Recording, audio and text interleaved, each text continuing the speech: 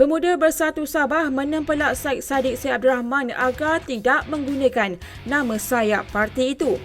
Ketua Pemuda Bersatu Sabah Isku Zawan Isra Arsid berkata ahli Parlimen Muar itu sepatutnya berlapang dada dan menerima pelucutan keahliannya kerana keputusan itu dibuat berdasarkan Perlembagaan Bersatu. Syed Saddiq yang sebelum ini dilucutkan keahliannya bersama-sama beberapa pemimpin lain dihormati atas kepimpinannya sewaktu memegang jawatan Menteri Belia dan Sukan di bawah pentadbiran Pakatan Harapan. Pendirian kerajaan berhubung isu pemandu mabuk nyata dipandang serius apabila Tan Sri Muhyiddin Yassin telah mengarahkan Kementerian Pengangkutan agar merangka pindaan Akta Pengangkutan Jalan 1987, Akta 333 supaya hukuman lebih berat dikenakan terhadap individu yang disabitkan dengan kesalahan memandu di bawah pengaruh alkohol atau dadah. Perdana Menteri berkata beliau memandang berat bilangan kes kemalangan jalan raya akibat pemandu mabuk yang dilihat semakin membimbangkan sejak kebelakangan ini.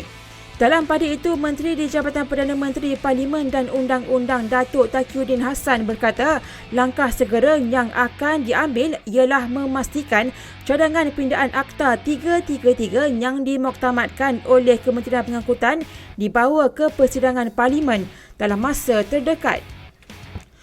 Solat Jumaat yang didirikan di tempat tidak dibenarkan oleh Uli Amri atau pemerintah adalah dianggap tidak sah. Mufti Selangor Datuk Muhammad Tamyiz Abdul Wahid berkata tindakan itu juga adalah bertentangan dengan enakmen pentadbiran yang sedang berkuat kuasa di negeri ini. Beliau berkata bagi mereka yang telah menunaikan solat Jumaat selain dari tempat ditentukan oleh Uli Amri perlu menggantikan semula dengan solat Zuhur. Berdasarkan data perbandingan kes harian COVID-19 ditolak kes import dan kes warga asing berbanding unjuran permodelan pada 21 Mei mendapati wabak COVID-19 akan berakhir pada 14 Julai depan.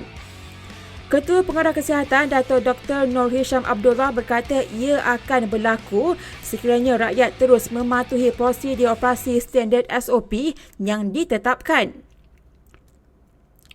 Unjuran kes harian penyebaran tempatan melibatkan rakyat negara ini adalah sejajar dengan pemodelan yang diramal oleh Institut Kesihatan Negara, Kementerian Kesihatan.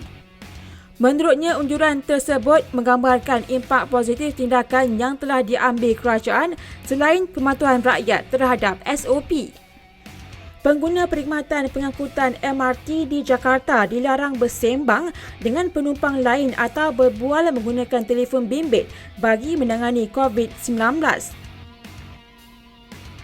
MRT Jakarta Mercu Baharu Pengangkutan Jakarta itu mula beroperasi pada 24 Mac 2019 sebelum ia turut menguatkuasakan had jumlah penumpang lebih dari separuh kapasiti train, penjarakan sosial serta pemakaian pelitup muka sejak Mac lepas.